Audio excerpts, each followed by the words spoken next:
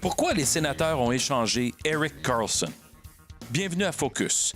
Mon nom est Ray Lalonde, analyste et consultant, et voici Focus, mon podcast quotidien sur les grands enjeux, les grands sujets, l'actualité dans le monde du sport. Et c'est parti. Un des plus grands joueurs de l'histoire des sénateurs. Je pense juste à Daniel Alfredsson comme étant le plus grand, là. Erik Karlsson, un autre Suédois, un des meilleurs défenseurs de la Ligue nationale de hockey, fut échangé la semaine dernière aux Sharks de San Jose. Je veux comprendre pourquoi ça arrive. Le cap salarial de la Ligue nationale de hockey est passé de 75 millions l'an passé à 79,5 millions cette année. Donc, il y a plus d'argent pour payer les joueurs. Il faut comprendre qu'un cap salarial, ça, c'est le plafond.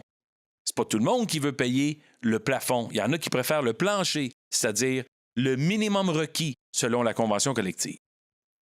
Assumons que les sénateurs sont un peu dans le milieu. Ils sont loin d'être au plafond, ils sont pas tout à fait dans le plancher, mais c'est difficile pour eux financièrement. Alors, quand ils regardent le cap salarial augmenter, ça les force à dépenser plus. Parce que quand le cap augmente, le plafond, le plancher augmente aussi. Le salaire de Karlsson en 2017-2018, l'an dernier, 6,5 millions de dollars. Il est encore loin de Piquet Souban, qui mène la Ligue pour les défenseurs avec un hit, c'est-à-dire le salaire qui va compter l'an prochain dans son contrat, pour les Prédateurs de Nashville de 9 millions. Brent Burns, le coéquipier de Karlsson, le nouveau coéquipier de Karlsson avec les Sharks, gagne 8 millions. Karlsson, il lui reste une année de contrat. Les sénateurs savaient qu'ils devaient bouger maintenant et obtenir le maximum pour qu'une équipe profite de Karlsson pendant les 82 matchs à saison régulière, où les sénateurs auraient pu jouer avec Karlsson pour un bon moment cette année et l'échanger à la date limite des échanges, mais là, c'est plus difficile. C'est certainement moins qu'ils auraient obtenu en valeur contre les services de Karlsson. Parce que Karlsson, l'an prochain, il va être agent libre. Les Sharks, bien entendu, vont tenter de le signer avant ça. C'est la même chose que le dossier de Pacioretty. Dès qu'il a été échangé aux Golden Knights, les Golden Knights l'ont signé tout de suite pour 4 ans. Il n'y a pas de souci pour eux pour les prochaines années. Pacioretty va rester avec les Golden Knights. Alors, est-ce que les Sharks vont faire la même chose? Probablement, parce qu'ils ont donné beaucoup pour obtenir les services de Karlsson. Mais il va gagner au-dessus de 10 millions. Pas juste parce que le cap salarial augmente, c'est parce que, fondamentalement, Erik Karlsson, d'année en année, c'est peut-être le défenseur le plus productif et offensif de la Ligue. Il y en a des bons, là. De Brent Burns, justement, Chris Letang, à Piquet Souban, Drew Doughty, je peux les nommer. Il y en a un paquet de grands défenseurs. Erik Karlsson est encore au sommet de sa forme, au sommet de sa carrière. Il peut encore en donner plusieurs bonnes années aux Sharks. C'est un investissement à long terme. Lorsqu'on compare la raison des Sharks de l'obtenir, c'est parce qu'ils se sont dit, avec Vlasic et Burns et là Karlsson, ils ont peut-être un Big Three qui ressemble à ce que les Canadiens avaient dans les années 70 avec Robinson, Lapointe et Savard. Mais pourquoi ça arrive? Comment ça se fait que les sénateurs sont obligés de se départir de ce joueur-là? Mais je vais vous dire pourquoi. C'est parce que les sénateurs, qui valent selon Forbes 420 millions, ça, là, c'est plus que la moitié moins qu'une équipe comme les Canadiens. Les sénateurs sont dans le dernier tiers du classement en chiffre d'assistance. Les sénateurs sont aussi dans le dernier tiers des 31 équipes en termes de revenus générés. Selon Forbes, ils ont généré 175 millions, mais ils ont fait un profit l'an dernier, après 2 années de perte. Mais l'an dernier, ils ont eu un profit de 13 millions. Honnêtement, dans le sport professionnel, un profit de 13 millions, c'est pas beaucoup.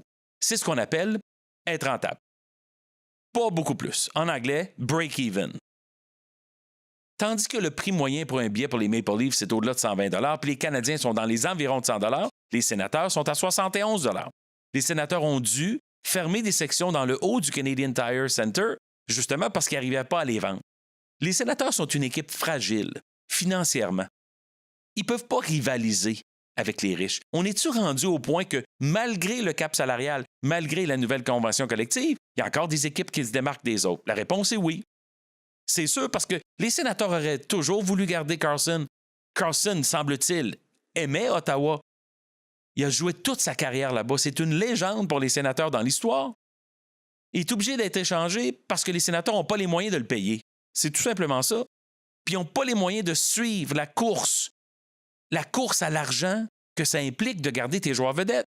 C'était pas le cas avec les Canadiens quand ils ont échangé Pacioretty, c'est pour d'autres raisons. Mais les sénateurs ne peuvent pas retenir un joueur comme ça.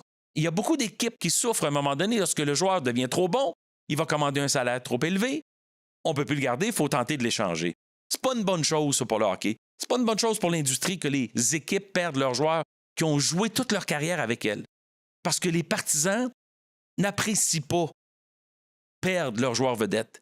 Ils ont l'impression qu'ils ne compétitionnent plus. On leur enlève de l'espoir. C'est un coup de massue sur la tête pour les fans des Sénateurs. M. Melnyk peut bien faire des belles promesses, qu'on va améliorer les revenus, justement qu'on va améliorer l'expérience, puis qu'on tente de se bâtir un nouvel amphithéâtre au centre-ville.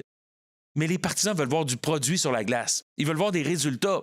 Ils veulent voir aussi leurs meilleurs joueurs. Ça fait vendre des billets, ça, Erik Karlsson. Les beaux prospects qu'ils ont eu en retour, ça n'aidera pas à vendre des billets à court terme. Et les Sénateurs, Dieu sait qu'ils ont besoin de vendre des billets parce qu'il y a souvent 2, 3, 4 000 sièges pas vendus dans le Canadian Tire Center. Je l'ai vu de mes yeux. C'est très difficile et très fragile. Ils sont en réflexion. C'est pas de la reconstruction, les Sénateurs. C'est de la réflexion. Ils ont eu des difficultés au niveau de l'administration. Ils ont le dossier Karlsson qui vient de se conclure. Ils cherchent un nouvel amphithéâtre. Le propriétaire a fait des propos, mettons, exagérés dans le passé au sujet de la franchise, quasiment menacé de déménager la franchise. C'est difficile, c'est fragile, c'est loin d'être stable à Ottawa pour les Sénateurs. Et le départ de Karlsson soulève un point qui est plus important dans le hockey, c'est-à-dire une espèce de changement, là, un genre de mouvement vers les équipes riches et les équipes pauvres, encore une fois. Merci d'avoir été à l'écoute de Focus. Suivez-moi sur Twitter @RealRayLalonde et partagez. Vous pouvez écouter le podcast sur YouTube, Facebook, SoundCloud. Dites-le à vos amis, à vos collègues, à vos confrères. C'est apprécié. Merci d'avoir été là pour Focus. Ici Ray Lalonde, à très bientôt.